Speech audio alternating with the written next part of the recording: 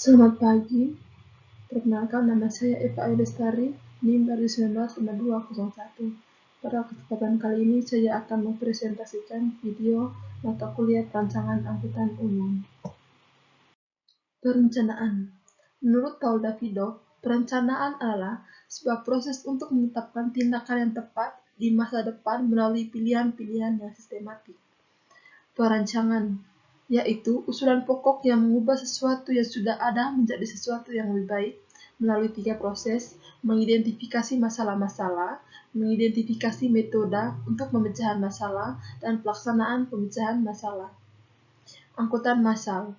Yang pertama, angkutan massal pada umumnya merupakan angkutan umum. Yang kedua, definisi angkutan umum adalah sistem transportasi yang dapat dipergunakan oleh umum dengan syarat-syarat tertentu, misalnya bis kota, Transjakarta, kereta api, bis antar kota, dan lain-lain.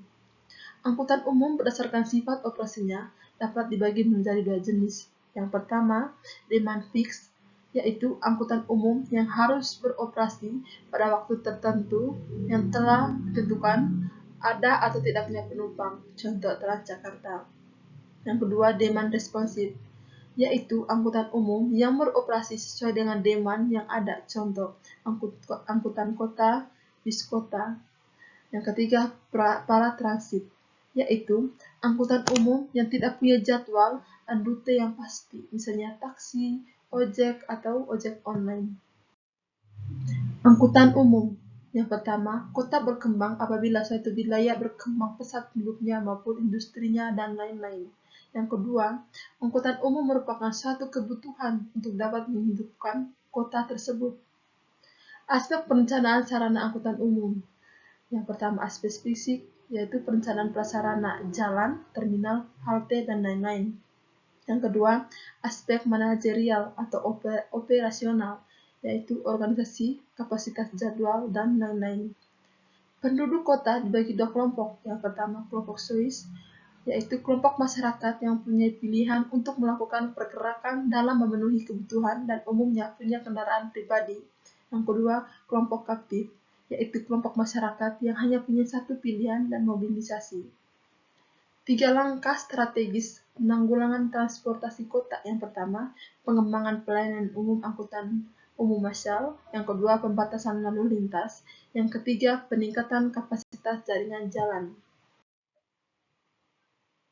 Strategi PTM. Yang pertama, angkutan massal. Yang kedua, pembatasan lalu lintas. Yang ketiga, peningkatan. Yang keempat, kapasitas jaringan. Konsep dasar angkutan umum. Yang pertama, peraturan atau undang-undang. Yang kedua, aspek teknis. Kebijakan-kebijakan untuk mendukung implementasi pola transportasi makro. Yang pertama, penerapan 3-in-1. Yang kedua, plat nomor ganjil atau genap.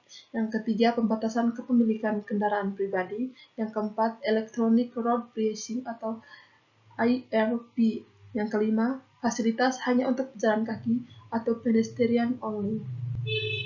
Dasar hukum penyelenggaraan angkutan umum, yaitu Undang-Undang Nomor 22 Tahun 2009 tentang lalu lintas dan angkutan jalan. Konsep pelayanan angkutan kota, yaitu mengembangkan diri sesuai dengan peranannya dalam menunjang perkembangan kota. Tujuan dan peranan angkutan kota.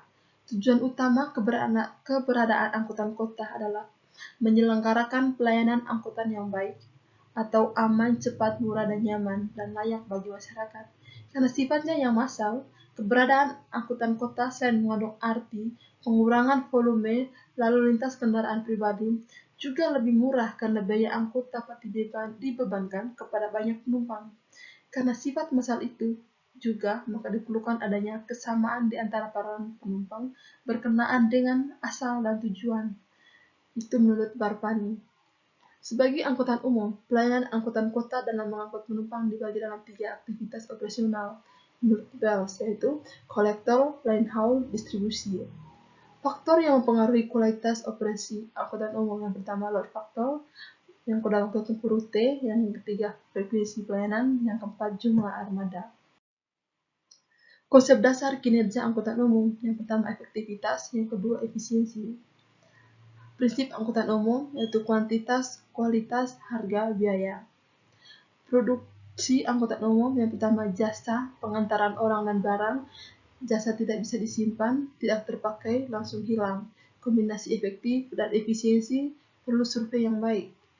Kuantitas pelayanan angkutan umum yang pertama jumlah armada, yang kedua frekuensi, yang ketiga kapasitas pelayanan, yang keempat jumlah tempat henti, yang kelima SDM, yang keenam kehandalan, yang ketujuh keamanan atau keselamatan, yang delapan kemudahan, yang kesembilan kenyamanan, dan yang kesepuluh keramahan informasi.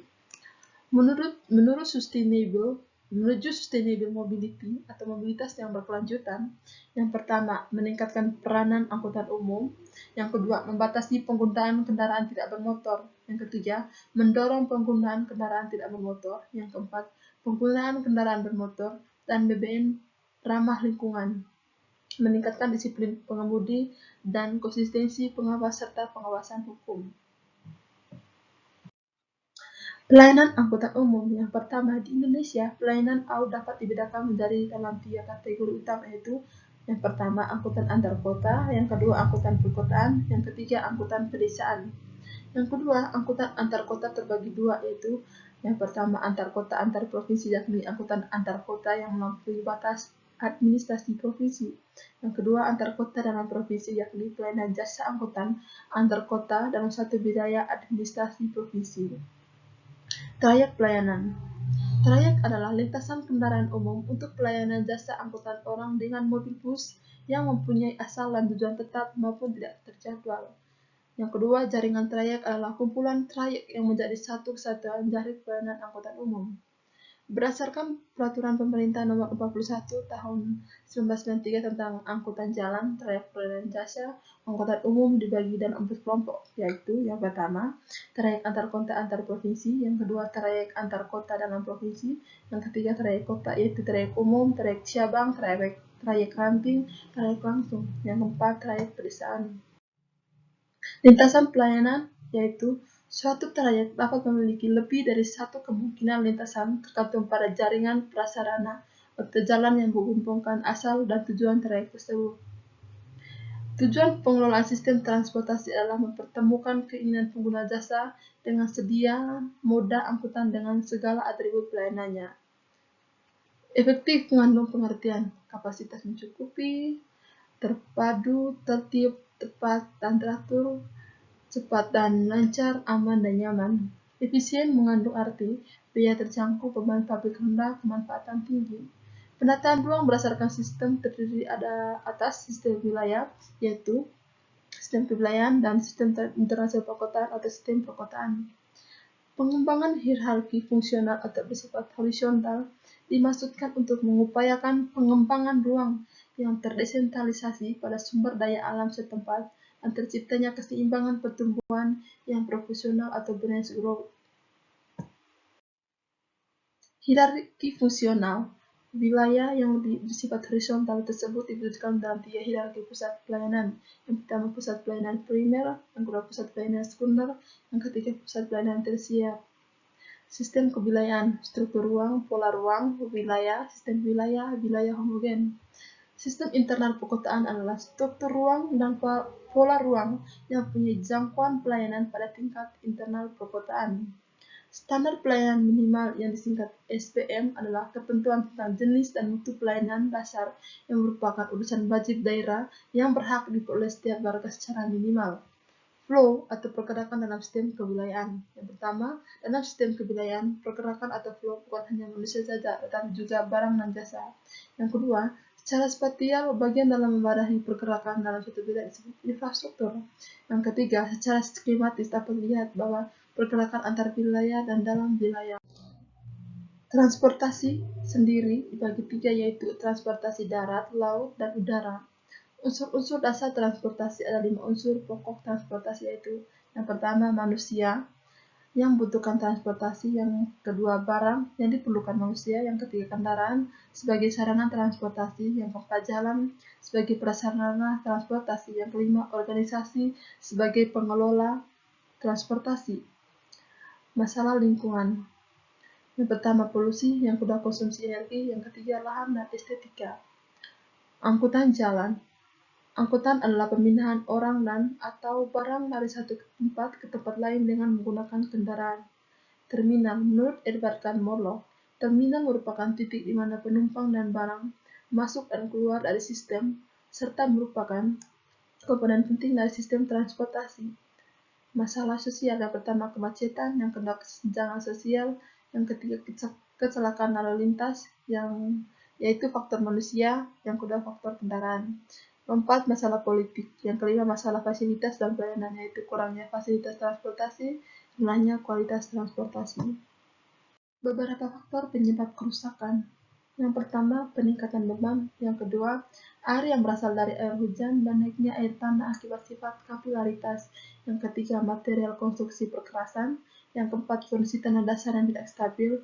Yang kelima, iklim dan cuaca. Yang keenam, proses pemadatan.